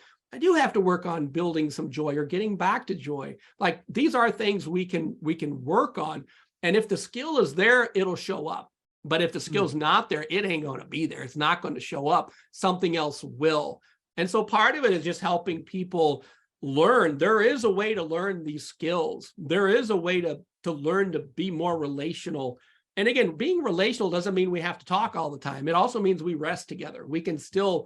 I can rest and quiet with friends or family and take a breather while we're still glad to be together. So, it's part of it's finding a rhythm. But if the skill is missing, and we haven't really had much of a language for some of this before, thankfully, brain science did provide some language. And then we could say, okay, well, if this is what brain science says, let me look in the Bible. Let me see what scripture has to say, because that's where I'm going to go to, to put any weight on this stuff. And like, oh, wow, joy is in the Bible. And there's a lot of times that joy shows up, and it is a relationship. And okay, what does that mean? But ultimately, if we don't have the skills, one, we'll compensate often in non-relational ways. So I will put more emphasis on information, on good choices. If I don't have certain skills, I will go with whatever I have to work with. And so if I don't have that skill, it will affect those that I serve inevitably. If I don't speak the language, I can't teach you. And so part of this ultimately is, and this is often why this material gets discounted sometimes, because at the end of the day, I have to do something myself. I have to be a steward of my own growth and understanding, maybe there are some rocks in my shoes that I have to remove. Maybe there is some pain that's hindering me from growing in the ways and maturing in the ways. Or maybe it's just, my family didn't have a certain skill. So my family, we didn't know how to get back to joy from fear. So we just, or shame, we just avoided it, or we got stuck. So part of it is just, I actually can do something and to learn what's missing, or maybe just to strengthen some areas of weakness that just need a little bit of practice. And part of it, we just didn't have the road before to know, how do I do this? And thankfully, when these skills were there, it's because families and communities had them. So back in the day, if you had a family or a community that had these skills, they would show up and they would spread relationally.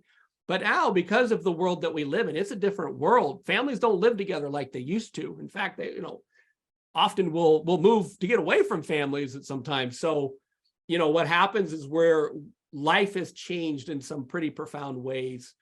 And again, there's many good things about technology. I don't bash technology, but it quickly can compensate in some ways. And, I turn to technology in a way that I might not otherwise if I actually had the skill. Well, so even as you mentioned, and I've cited this on the show before, where you have 2nd and 3rd John, where he says, I've written to you enough in paper and ink. I long to see you face to face. Yes. Great. And and we're grateful for technology. We wouldn't be able to have this conversation today. That's right. Unless we had technology. But at the same time, we have to understand that technology can't solve the deep relational hunger. It can give us a taste, I think, or some aspect of it. But as you mentioned, it can be almost like a pseudo. It's like not a substitute, but it's not the same as being there and getting a hug. Yeah, that's right. It's different. There's a different aspect that is there. Yeah, that's right. You mentioned with your work, though, you said it sometimes gets, I want to make sure I don't put words in your mouth. Sure. You said sometimes it doesn't get a lot of, you didn't say respect. Get the credit it deserves or the respect it deserves. Maybe that was it. Mm-hmm. What has been the negative that you have seen people responding to this?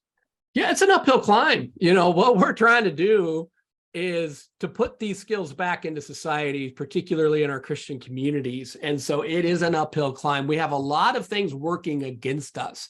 And, one of the challenges, again, is technology, and there's a disconnect.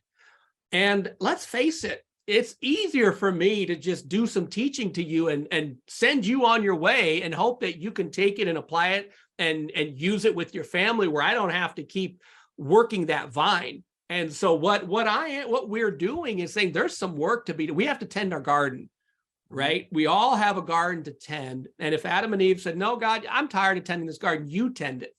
You do this. God would say, no, that's your domain. So there's some domain that God brings the resources, but we do have to do a little bit of work. And so what we're talking about today is tending a garden and doing some work, pulling some weeds and getting dirty and growing some things in this garden that will feed the world.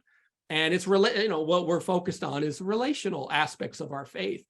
And that's the part that we see is missing in many ways, or at least we're losing it in ways that is having an effect. It's an unwanted effect. And the world is watching, the world feels it. I mean, there's so many train wrecks that happen in our faith. And when, I'm the guy that's usually called in when there's a train wreck and they say, okay, how can we both prevent this from happening again? And how can we go forward, and pick up the pieces?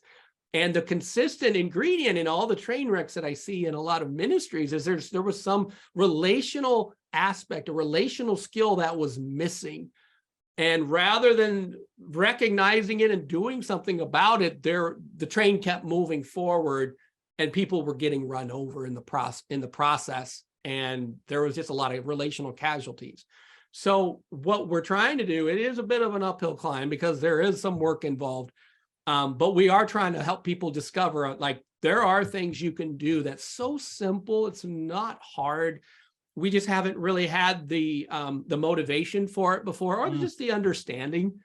But we're kind of, we're fighting uphill in many ways, just because the way that the world is going, it's very easy to lose the relational fabric of the communities. And so we're like, wait a minute, we need to be a relational bunch who love Jesus and reflect that relationally. And if we don't do this relationally, there's going to be a cost. Well, the book is pregnant with the concepts of practice. Like, put this into practice right away. Don't just let this be a theory. That's right. Think about it, sit on it, meditate, breathe in and out. You had some exercises in there, breathe this, pull it back out. Yeah. So this was something that I felt also connects both sides of the brains, the brain aspect of it, that whole full brain Christianity that you hear so often in Jim's work. Yeah. But here's another question I have with this. As like, I've been wondering, and I was asking this of Jim, are there times that are legitimately my joy switch needs to be off? Like, I mean, I could use this as a example here, because you're a Bears fan. I could flip off my because it's the Packers. Okay, I'm to love my enemy. All right. This is sports. Okay, this isn't war, but there are times in war, and even with reading Enemy Mode, he's writing this with someone who's a military man. Yeah. How do is there a legitimate joy switch being off so I can go into enemy mode for, some type of thing? When are we allowed to be angry? Like, that my wife is allowed to be frustrated, because I'm like, well, your joy switch is off. Now that joy switch is doubly off, and mine's going off because I just said that hers was on. It's on. It's on. So we're in trouble now. and it's, as my friend used to say, and that's when the fight started. But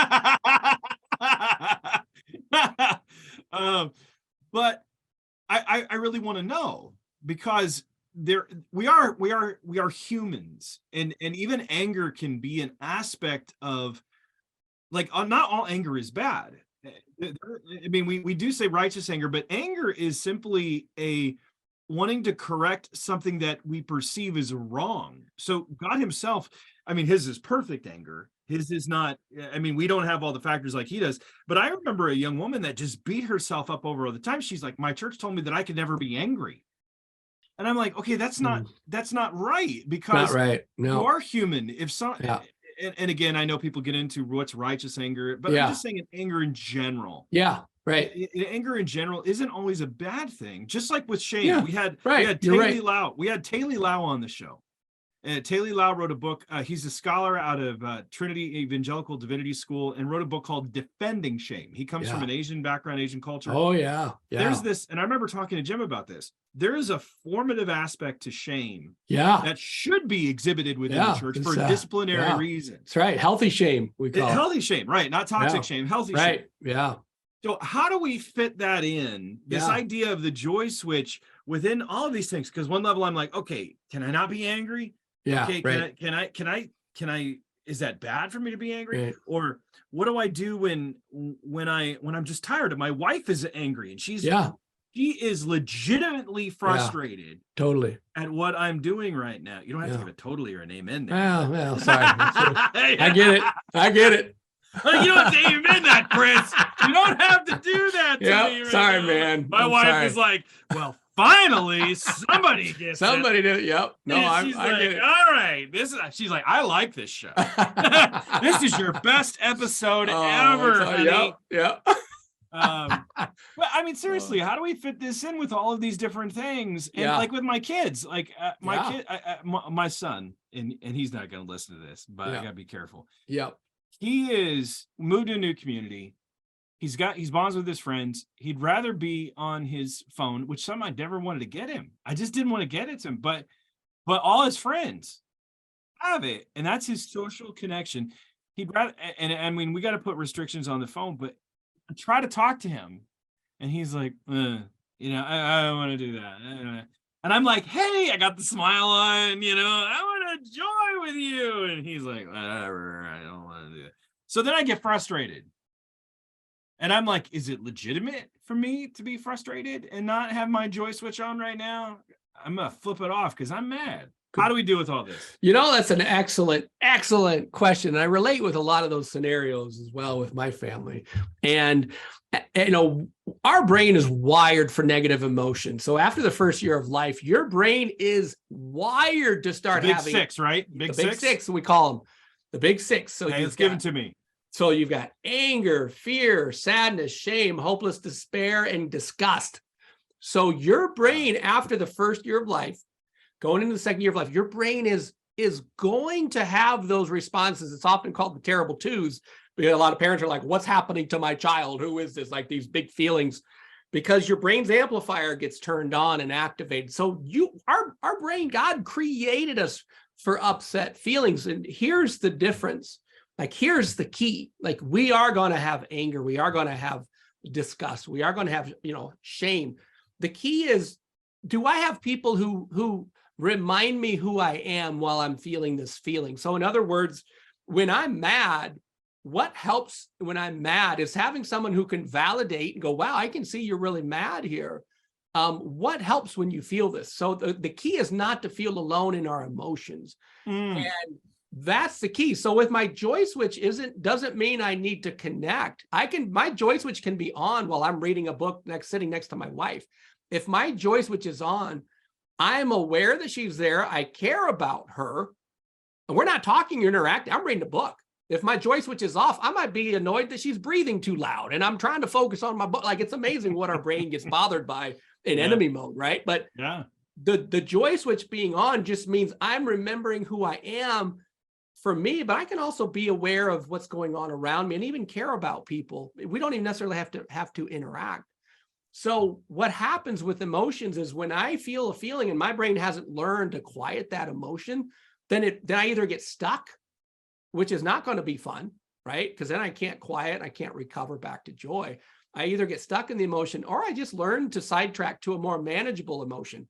So I might be feeling disgust or I might be even feeling hopeless at something, but I'm mad. And people say, why are you mad? It sounds like, you're really feeling disgusted, or you're really feeling really sad about this. Why are you mad? Well, anger feels more manageable than some of the other feelings. So your brain will gravitate toward what is easier for me. So people get mad when they're really feeling some shame or they're really feeling some despair.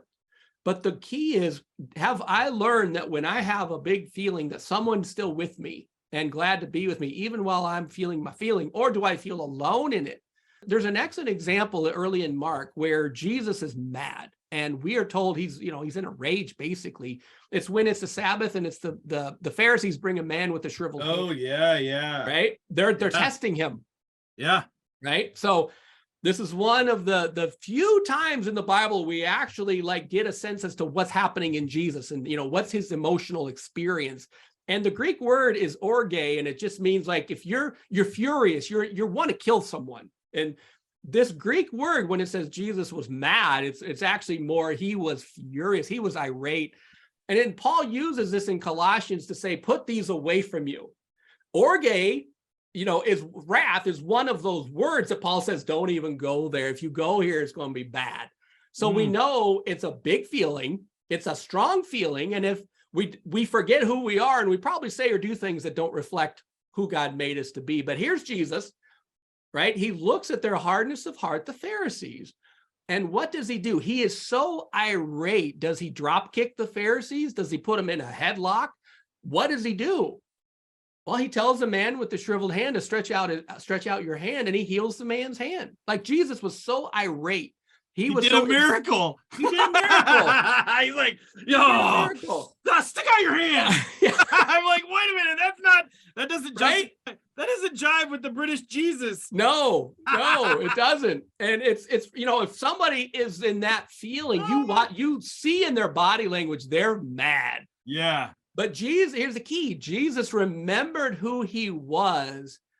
Now, when we get angry and we can't manage what we're feeling, we forget who we are temporarily. The joy switch goes off.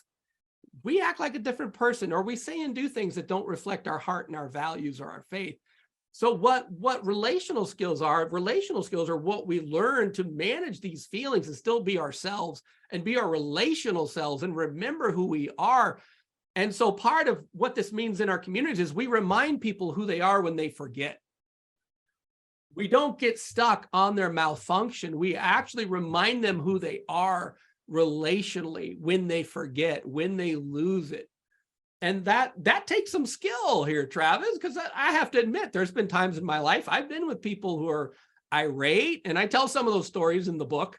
Yeah, you did. So one of them was you. Yeah. Well, I was like, oh no. Yeah. I was like, okay, wow, we're getting real here. Oh, very real. I've got lots of stories. Yeah.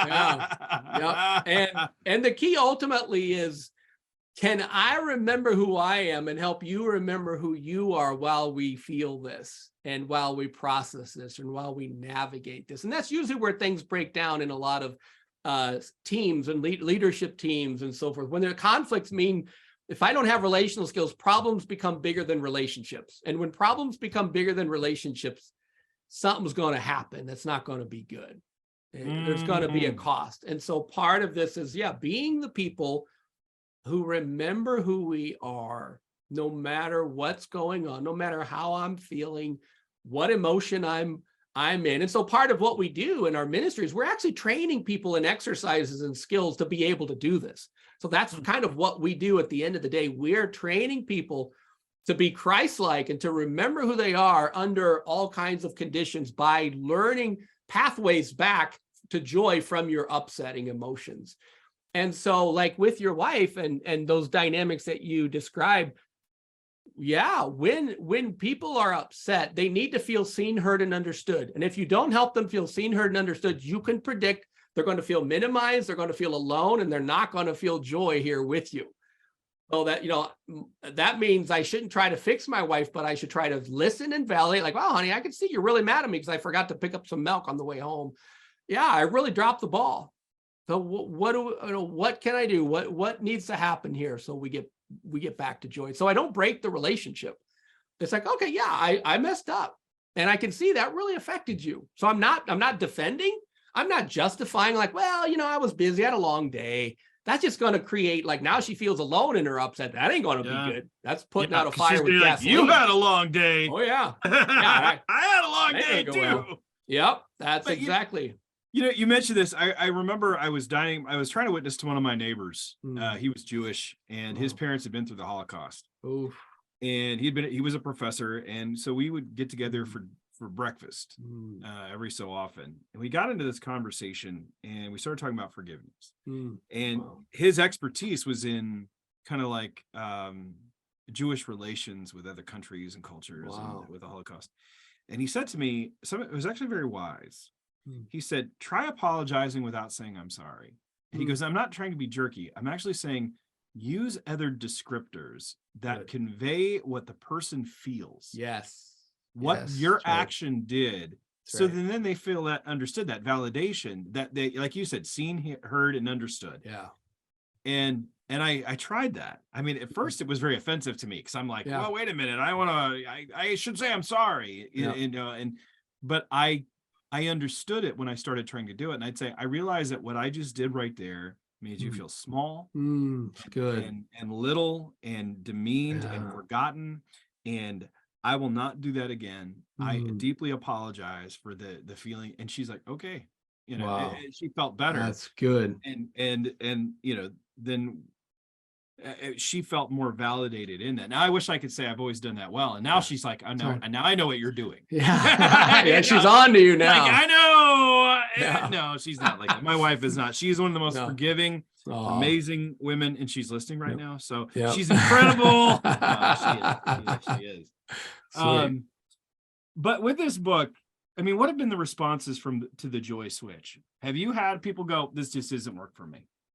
Yeah, most of the responses have been positive in that people feel like that it explains something about their life that's been a thorn in their side. In other words, like, wow, this helps me understand why when this happens, I lose it. Or, this is why my marriage is struggling, or this is why I'm disconnected with my kids. Or, the common response is, you just explained something that makes sense to me and explains something in my life that I'm struggling with.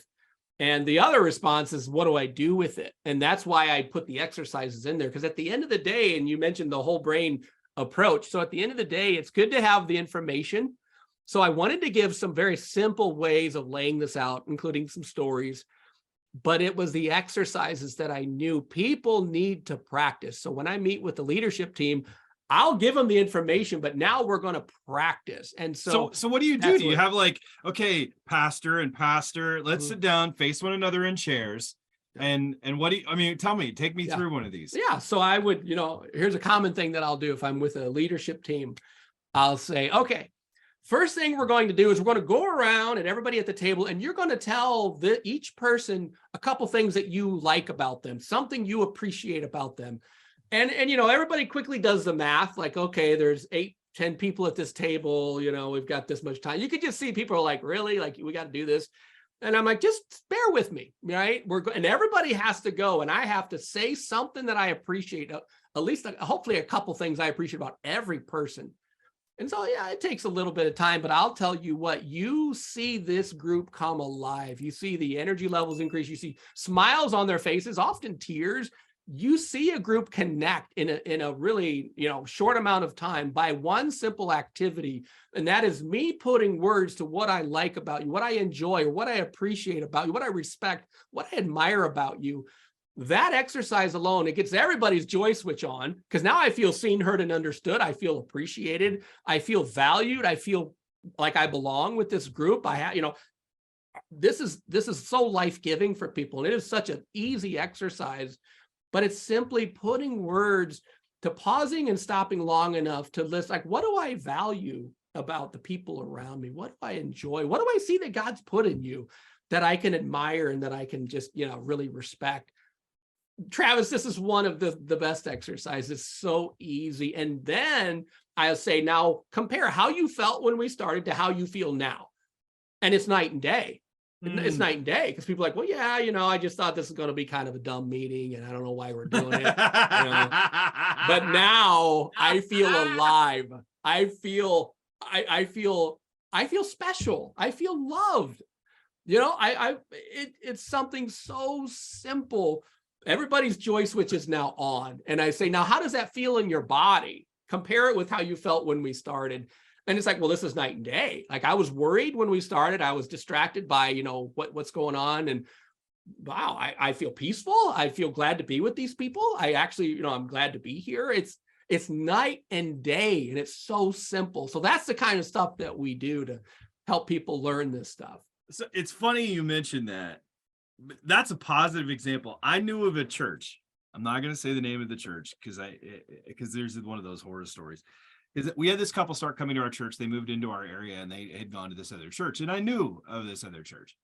And they are in a small group with us. And they wanted to do this, what they called intense discipleship. Now they had gotten saved at that particular church. So they didn't know anything else. They had come from the city into the suburbs. So they were used to a very different world. But they told me what they did in their small group. They said we would separate guys and girls. We'd make a circle and we'd put a chair in the middle. And then we would put one person in the middle, and then they would say everything that was wrong. Ooh. Not positive. Ooh. Wrong. Wow. Like in their discipleship and their walk with God. It's just tear them up. Yeah, that's brutal. And then they would go around after that and they would talk about it. Then they would do the positives. And I'm just like, I would never go to your small group. No. Never. No. Man, who would want to do that? It's You're like, traumatizing people. Problems on my own. I can tell you what's wrong with me. I don't need you to come along. Yeah. I'm not saying we don't need accountability, but right. That just is like, I can't tell you the fear. I don't want to go to that group, but that's what they got used to. And they said, that's what we should do in here. And I'm like, wow.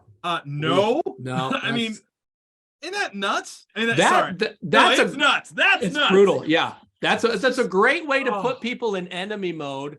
It's a great way to trigger everybody's pain where they felt, tore down in their lives. Like that is a recipe for disaster. Because what you're doing is you're amplifying everybody's pain and you're activating all their pain and even trying to then correct it and follow it up with positive. The ship's going to sink inevitably. Yeah. So what we learn to do, because I know people might be asking, well, how do you deal with problems then? Or we're not, are we saying how do you call it out? I mean, even Jesus does. He's like, tell that fox. Yes. Tell that fox. I mean, Jesus doesn't spare it. He's like, you know what? You had trauma when you were a child. Yeah. Right. I mean, and right now I know that your sinful nature and your inclination is because of the trauma. I mean, I do struggle with that right now because I believe, I know there's trauma, but I also look at the New Testament and I don't see Jesus always sparing their feelings. Yeah. Well, it is helpful to understand Jesus was the hardest on people he felt should have known better. Like the shepherds of Israel, the most educated and qualified, he had the harshest things to say. And so you didn't see him saying that to the Samaritan woman, right? You didn't. No, he didn't. I'm saying that I'm looking for a book right now as you're talking. Keep going. The woman in adultery. Now he, go the emotions of God. Have you seen this? No, I haven't seen that one. Yeah, David Lamb. He just wrote a book on the emotion of God. He wrote a book called God Behaving Badly, and he was actually a really good book. Really good book. That's cool. But I haven't read this yet. He's coming on the show, but it just made me think of that. Yeah, because that's a great. Yeah, understanding the emotions of God. I mean, as you just keep going. I didn't mean to mess you up. No, the key is, if we're going to deal with problems, we sandwich our problems in the bread of appreciation. So let's say we got a problem, our conflict. Now, you have taught that before. I was like, oh. Yeah. Become relational sandwiches. Relational sandwiches. Yeah. Okay. What's in the relational sandwich? And so let's say we have a conflict and I want to come to you with a conflict. So, you think of a sandwich, 2 pieces of bread with some meat in the middle. 2 pieces of bread. What kind of bread? Well, I like wheat bread. I'm just that's all right. Trying to get you off your game. Go ahead. So I would start by what I enjoy about you. And I'd say, Travis, you know what? One of the things I really like about you is you're someone who cares deeply. And I feel like I can come to you with a problem because I know you to be someone who cares deeply. Right? So there's the first piece of bread. Like, this is who I know you to be. Now, Travis, I've noticed every time I reach out to you, you don't respond to me. And I'm feeling hurt because I feel dismissed. So now I'm sharing the meat of like, this is what's robbing the joy in our relationship. Like, this hurts. I feel like I'm reaching out and I'm not getting a response. But you know what? Because I know you to be someone that cares deeply, I feel like I can come to you and I can share my heart. And we're going to be closer at the end of this. And so the other piece of bread would be what I know about you, or again, what I enjoy in you. So I'm sandwiching the problem with who I know you to be and what I enjoy about you. So what it does is it helps to keep our joy switch on while we navigate this terrain. So I'm starting out by saying, I see you, and here's what I know about you. And this is what I really like about you. Now, here's what's hurtful, or here's what's frustrating, or here's what is hindering me from trying to work on our friendship. But I know you to be this kind of a person. And here's why I have hope, because I've seen you resolve differences with people and you handle it really well. So I'm able to sandwich the problems with, who I know you to be. And it keeps my relational brain on, and hopefully it keeps your relational brain on. Because I'm not just saying, man, you've been really hurtful to me. I'm feeling like I'm not just like out of blue giving you a gut punch. And then now we're focused on a problem, and now you feel defensive, or now, I put you on your back foot. Now we're going to, it just doesn't end as well. So we stay relational while we work our differences. The difference is, if my joy switch is on, I'll remember who you are while we navigate this terrain, and I'll remember who I am. Joy switch off, I'm focused on the problem. You're now an enemy and I need to win. Mm. And you're going to feel the difference in me, whether my joy switch is on or whether I'm in enemy mode. Like, you're going to feel that real fast. And then how we navigate that, if you're someone with a whole lot of capacity, you might still handle that gracefully and resolve it. But if not, maybe you feel misunderstood, you feel attacked. Well, that puts you on the defensive. And now suddenly we're tit for tat and we're back and forth, and we're not really going to get back to joy very well. So we're a relational bunch. We remember who we are, even while we navigate hard stuff. And, the beauty of Jesus and even the disciples trying to emulate him is we try to be a people who love well. And a people who love well means we keep relationships bigger than problems. Part of this is because we remember who we are.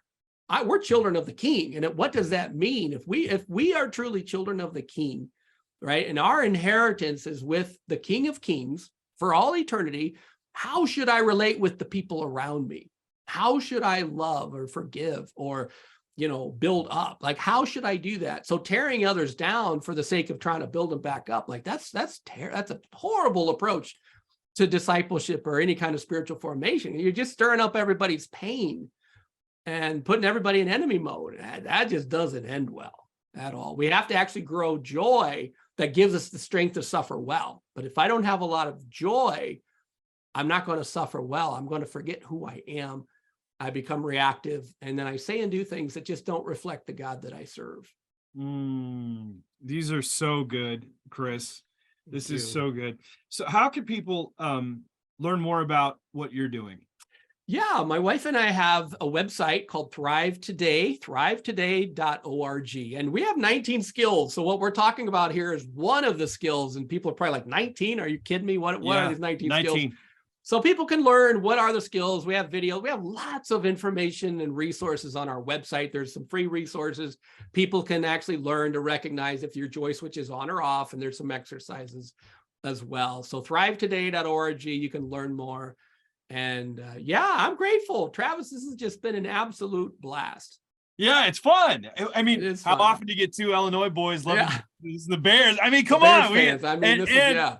Full disclosure, we share the same birthday. That's even amazing. Crazier. Yeah, that is crazier. It is crazier. Yeah. But to be able to be brothers and to see this relational part of it is a big deal, and something that I think both of us, we echo that because we want to see that. And you called it a revolution, a relational revolution. I said reformation earlier, but either way, we want to see those relationships put back into the place so that God's name can receive glory, his kingdom would extend, and people are one into his kingdom. Amen. But thank you so much, Chris, for coming on the show. Thank you, Travis. This has been delightful.